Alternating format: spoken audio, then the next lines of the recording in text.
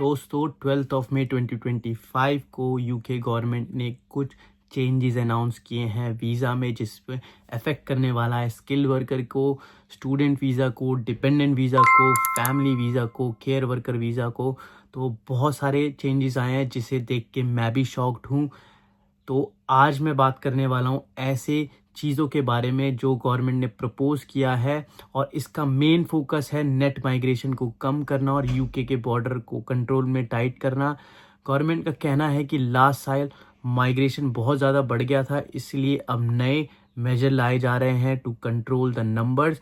और सबसे main important इसमें यही रहेगा कि skill worker visa related, care worker visa related, dependent visa पे भी कंट्रोल लगा रहे हैं, और इलीगल इमिग्रेशन पे कंट्रोल कैसे करना है, ये सारी चीज़ें इस पॉलिसी में प्रपोज की गई हैं। आपकी तरह मैं भी परेशान हूँ, मेरे को भी थोड़ी टेंशन हो रही है क्योंकि इन लोगों ने ILR का भी 5 to 10 ईयर प्रपोज किया है। तो let's hope for the best. And ये वीडियो प्लीज़ एंड तक देखना ताकि आप लोगों को अच्छे से समझ आए अगर आप यूके का प्लान कर रहे हो, क्योंकि हो सकता है कि आपको रिकंसिडर करना पड़े अपना प्लान यूके का टू डिफरेंट कंट्री, क्योंकि अब रूल्स हैं जो काफ़ी ज़्यादा स्ट्रिक्ट हो गए हैं गाइस। जो ये वाइट पेपर प्रेस कॉन्फ्रेंस थी गाइस, ये पूरी चीज़ जो भी किया स्टारमर ने बोला है, प्राइम मिनिस्टर ने यहाँ के यूके के, वो सारी चीज़ें अवेलेबल हैं गवर्नमेंट की वेबसाइट पे, और वो लिंक मैं अपने डिस्क्रिप्शन बॉक्स में डाल दूंगा ताकि आप लोग भी उसको देख सकें कि क्या पूरी ट्रांसक्रिप्ट थी, क्या बोला गया है, एग्जैक्ट क्या वर्डिंग्स थी, तो आपको और अच्छा आइडिया लगेगा इसके बारे में।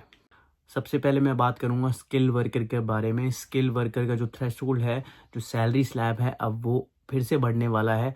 अभी आपको पता ही है रिसेंटली इन्होंने बढ़ाया था, लेकिन अब उसके बाद और बढ़ने वाला है ये। सो गाइस, अभी तक कुछ सैलरी ऐसी डिस्कस करी नहीं गई है कि कौन सी सैलरी कितनी पर ईयर की सैलरी होगी, लेकिन एक्सेप्शन अब सिर्फ कुछ शॉर्टेज ऑक्यूपेशन के लिए बची है जिनमें सैलरी कम हो सकती है, लेकिन उनके भी रिव्यू हो रहे हैं अभी। कुछ ऐसा अभी तक इन्होंने पूरा प्रॉपर बताया नहीं कि कितनी सैलरी होनी चाहिए। तो आप लोग अगर health care, IT, engineering, hospitality, या आप कोई भी ऐसी स्किल जॉब रिलेटेड अप्लाई कर रहे हैं, तो उनको थोड़ा हो सकता है कि प्रॉब्लम हो, और सैलरी स्लैब मैच करने के लिए आप लोगों को हो सकता है कि स्टार्टिंग में वो जॉब ना मिले।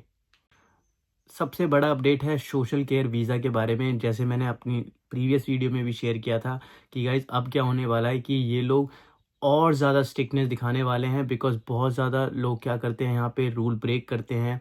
सो केयर वीज़ा ले लेते हैं, लेकिन वो लेजिट कंपनीज नहीं होती, तो उन पे एक्शन बहुत अभी लिया भी है। रिसेंटली मैंने जो लास्ट वीडियो डाली थी, आप वो भी चेक कर सकते हो, उसमें मैंने बताया था कि कितनी कैसे यहाँ पे लोग ये चीज़ें फ्रॉड कर रहे हैं। बट इन लोगों ने इस चीज़ को भी काफ़ी अच्छे से देखा है और बोला है कि हम इस पे स्ट्रिक्ट एक्शन लेने वाले हैं।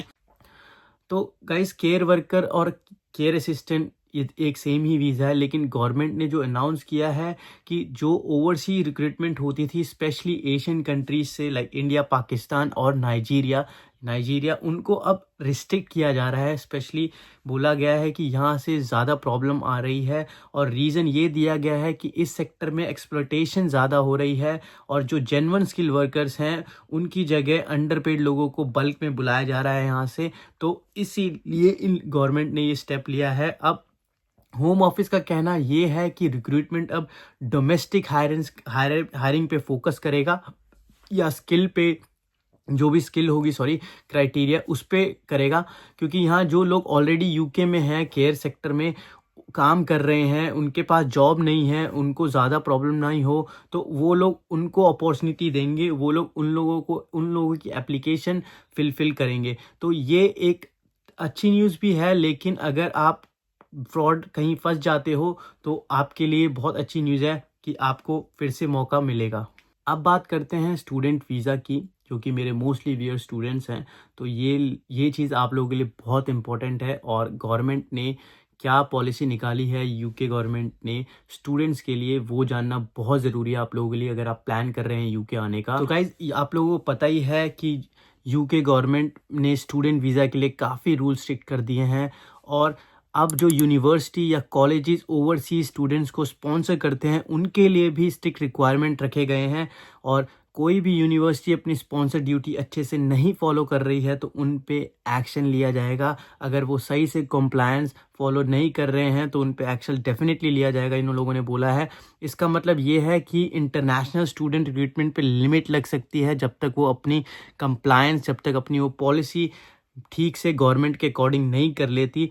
और सबसे बड़ा अपडेट इसमें ये है स्टूडेंट के लिए कि उनको पहले ग्रेजुएट वीज़ा मिलता था जिसे PSW post study work visa बोलते हैं, जिसमें पहले स्टूडेंट 2 साल 24 मंथ्स स्पेसिफिकली उनको यूके में काम कर सकते थे, लेकिन अब वो रिड्यूस करके 18 मंथ्स कर दिया गया है। गाइस 18 मंथ्स काफ़ी कम टाइम होता है। आप इतनी इन्वेस्टमेंट करोगे, उसके बाद आपको 18 मंथ्स के अंदर जॉब ढूंढनी है स्पॉन्सरशिप, और अगर आपको जॉब वॉब नहीं मिलती है तो आपको वापस जाना पड़ सकता है। तो ये एक बहुत बड़ा चेंजेस है मेरे according. Family visa guys, I know family visa like अगर आप यहाँ पे स्टूडेंट आ रहे हैं या फिर आप यहाँ पे जॉब करने आ रहे हैं तो आप हो सकता है मैरिड हो, आपका डिपेंडेंट हो, कोई स्पाउस हो, तो उस केस में आप लोगों के लिए भी बता दूं ये अपडेट आई है जो वो काफ़ी रिस्ट्रिक्शन इसमें यूके गवर्नमेंट ने अभी पार्टनर्स के लिए लगाई हुई है। ये इंपॉर्टेंट अपडेट है काफ़ी ज़्यादा और प्राइवेट लाइफ लाइक केसेस को लेकर है। यूके गवर्नमेंट ने साफ बोला है कि अब तक इमिग्रेशन लॉ में फैमिली और प्राइवेट लाइफ का केसेस बहुत कॉम्प्लेक्स हो गए थे, जहाँ पे बहुत सारे लोग अपने केसेस को एक्सेप्शनल कैटेगरी में डलवा के स्टे लेते थे। लेकिन अब नए वाइट पेपर के अकॉर्डिंग जो गवर्नमेंट ने आज लॉन्च किया है वो अब क्लियर फ्रेमवर्क लेके आई है जिसमें पार्लियामेंट डिसाइड करेगी कौन यूके में रह सकता है और कौन नहीं। तो ये बहुत बड़ा अपडेट है। इसमें और एक इम्पॉर्टेंट बात ये है कि जो लोग article 8 right to family life का यूज़ करके डिपोशन रोक लेते थे, इवन जब उनका रिमूवल पब्लिक इंटरेस्ट में होता था, अब उसे लूप होल को गवर्नमेंट बंद कर रही है।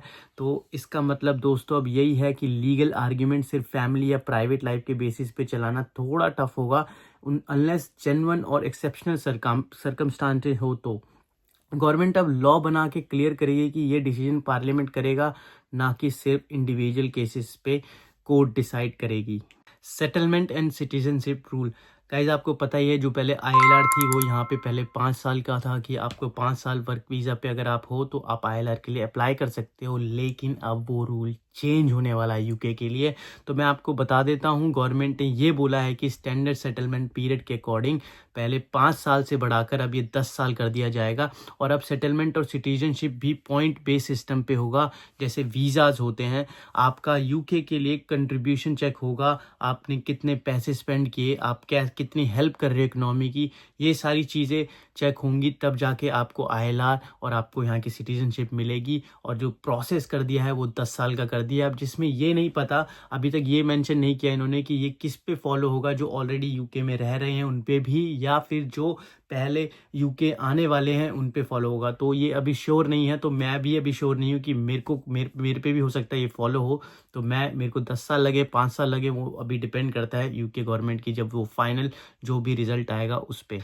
आई know English language test guys, इस पे भी एक्शन लिया गया है, इस पे भी बोला गया है, इमिग्रेशन इस पे भी बोला है उन्होंने कि भाई हम लोग आपसे चाहते हैं कि आप इंग्लिश टेस्ट दो यहाँ पे आके, क्योंकि बहुत लोग ऐसे होते हैं जो बेसिक इंग्लिश भी नहीं बोल पाते और उनको वीज़ा मिल जाता है। तो उस चीज़ पे ये लोग स्ट्रिक्ट एक्शन ले रहे हैं।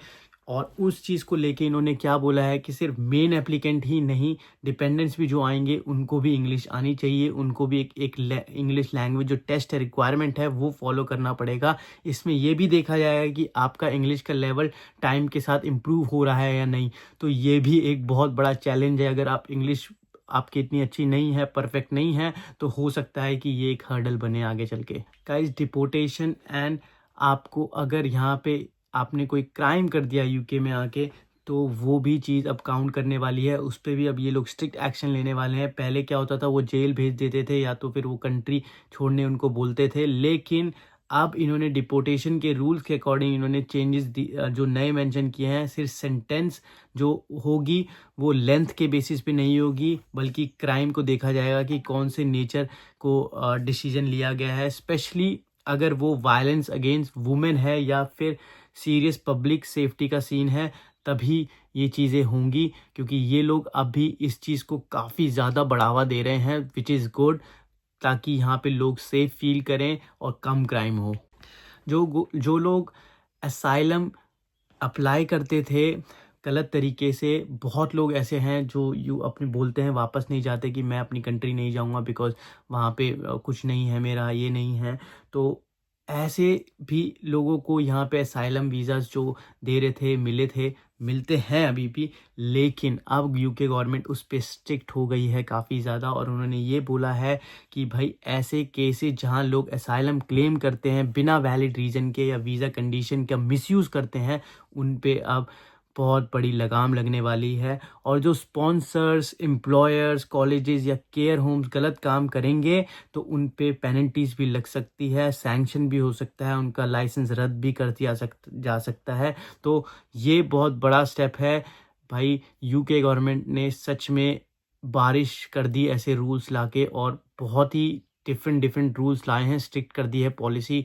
पता नहीं आगे क्या होगा गाइस। तो दोस्तों बस यही थी अपडेट्स। आई अंडरस्टैंड, जैसे आप फ्रस्ट्रेटेड हो वैसे मैं भी फ्रस्ट्रेटेड हूँ, इतने सारे चेंजेस आ गए और ये जो चेंजेस आए हैं काफ़ी ज़्यादा इस बार स्ट्रिक्ट आए हैं।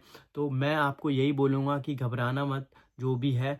अगर आपका प्लान कर रहे हो यूके आने का तो मेक श्योर करना कि आप ये सारी पॉलिसी जानते हो। और ये पॉलिसी अभी मैं बता दूं कि अप्रूव नहीं हुई है, ये प्रपोज करी गई हैं आज मई 12 मई को। और ये जब अप्रूव होंगी तो देखते हैं कैसा आएगा, क्या इसका कंक्लूजन होगा। तो मेक श्योर ये करना कि आप अप टू डेट रहो इस जो भी लॉज आ रहे हैं इमिग्रेशन के। और मेक श्योर ये भी करना कि आप इस चैनल को सब्सक्राइब करना, क्योंकि मैं ऐसी वीडियोस बनाता रहता हूँ आप लोगों के लिए, ताकि आप लोगों को पता लगे कि यूके में हो क्या रहा है, क्या अपडेट्स हैं यूके वीज़ा से रिलेटेड। तो प्लीज़ मेक श्योर कि आप चैनल को सब्सक्राइब ज़रूर करें और आप बेल आइकन भी ज़रूर दबाएं ताकि आपको ये सारी इन्फॉर्मेशन मिलती रहे। मैं नेक्स्ट वीडियो जब भी जल्दी अपडेट आएगा इनकी तरफ से, मैं वो भी बना के डालूंगा और मैं आपको बताऊंगा कि भाई क्या यूके गवर्नमेंट ने कौन कौन से चेंजेस ऐसे किए हैं जो आपको और मेरे को अफेक्ट कर सकता है। तो thank you so much for watching this video. आपने इतना अच्छा टाइम दिया, मेरे को बहुत अच्छा लगा। Thank you. नेक्स्ट वीडियो में मिलेंगे जल्द। Thank you, take care, bye bye, love you.